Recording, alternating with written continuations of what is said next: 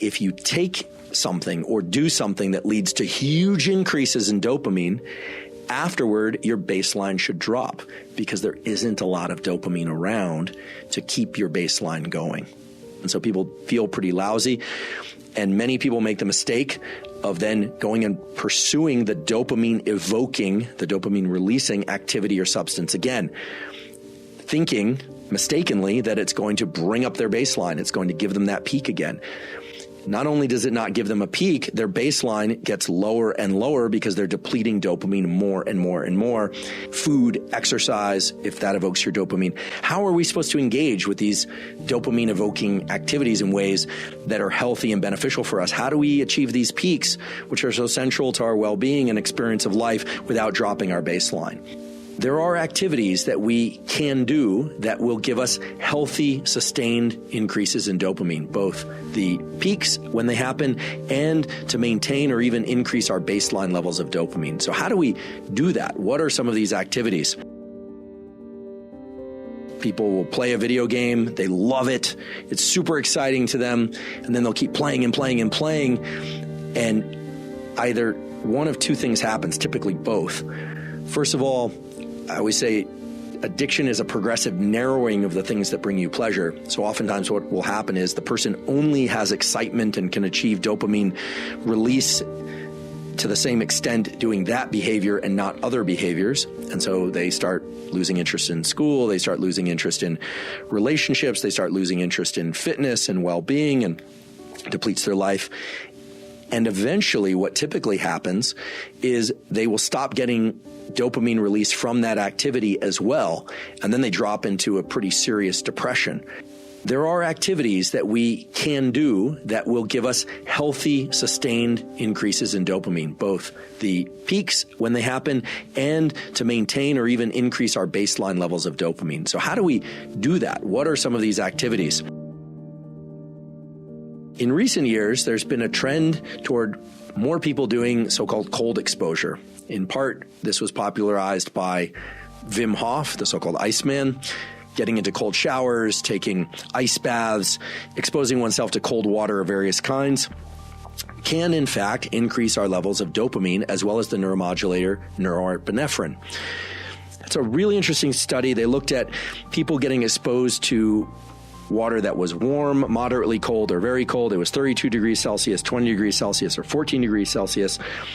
What they looked at were the concentrations of things like epinephrine and dopamine and so on. And what they found was really interesting.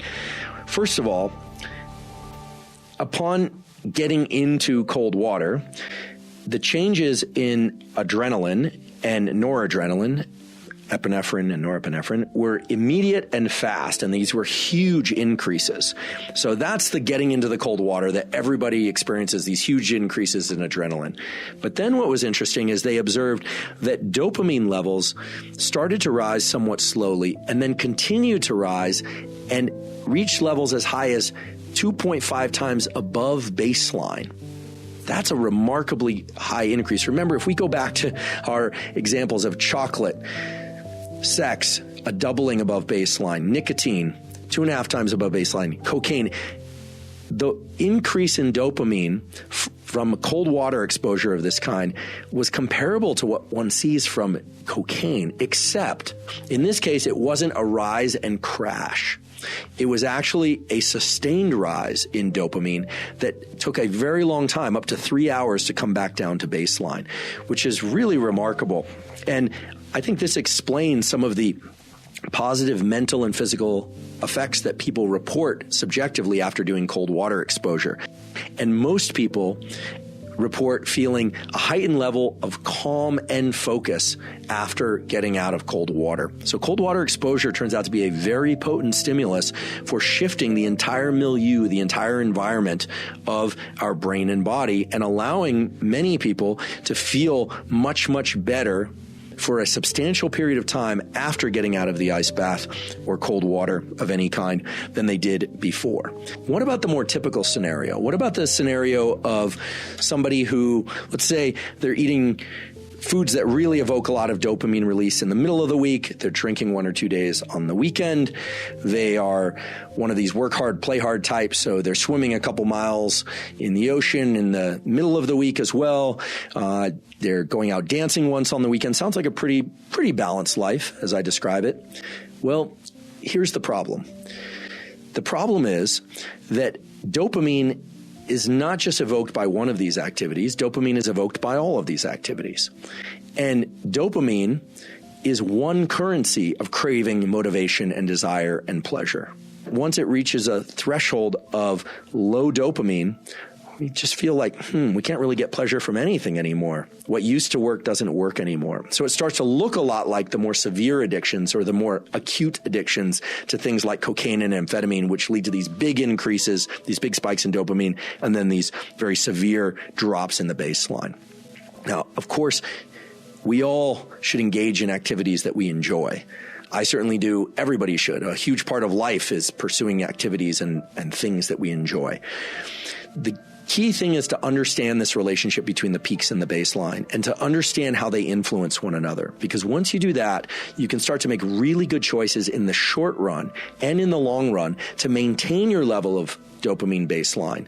So for anyone that's experienced a real drop in baseline who has addictive tendencies, whether or not they're behaviors or substances, that is always going to be the path forward, is going to be either cold turkey or through some sort of tapering to limit interactions with what would otherwise be the dopamine evoking behavior or substance. So let's talk about the optimal way to engage in activities or to consume things that evoke dopamine.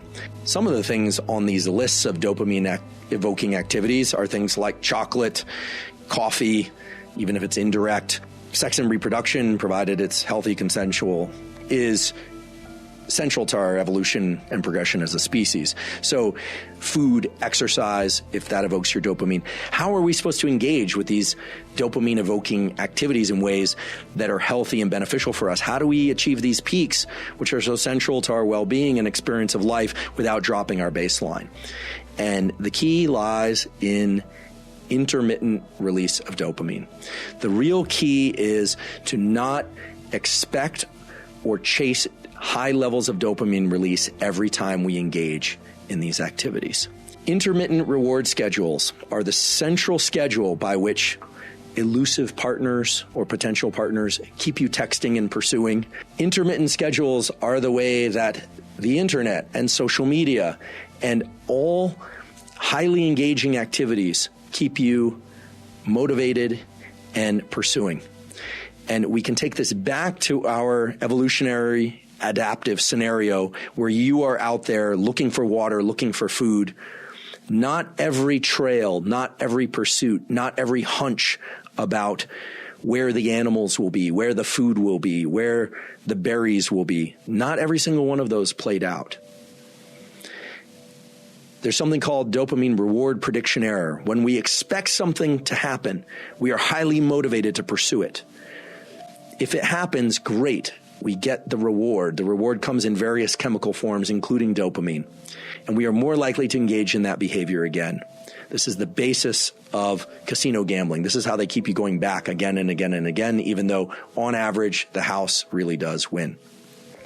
If you are engaged in activities, school, sport, relationship, etc., where you experience a win, you should be very careful about allowing yourself to experience huge peaks in dopamine unless you're willing to suffer the crash that follows and waiting a period of time for it to come back up. What would this look like in the practical sense? Well, let's say you are somebody who really does enjoy exercise. Or let's say you're somebody who kind of likes exercise but forces yourself to do it, but you make it pleasureful by giving yourself your favorite cup of coffee first, or maybe taking a pre-workout drink, or taking an energy drink, or listening to your favorite music, and then you're in the gym and you're listening to your music. That all sounds great, right? Well, it is great, except that by layering together all these things to try and achieve that dopamine release, and by getting a big peak in dopamine, you're actually increasing the number of conditions required to achieve pleasure from that activity again. And so there is a form of this where sometimes you do all the things that you love to get the optimal workout. You listen to your favorite music, you go at your favorite time of day, you have your pre-workout drink if that's your thing. You do all the things that give you that best experience of the workout for you. But there's also a version of this where sometimes you don't do the dopamine enhancing activities. You don't ingest anything to increase your dopamine. You just do the exercise. You don't do the exercise and expect dopamine to arrive through some what we call exogenous source as well. You might think, well, that sounds lame. I want to continue to enjoy exercising. But that's exactly the point. If you want to maintain motivation for school, exercise, relationships, or pursuits of any duration and kind, the key thing is to make sure that the peak in dopamine, if it's very high, doesn't occur too often. And if something does occur very often, that you vary how much dopamine you experience with each engagement in that activity.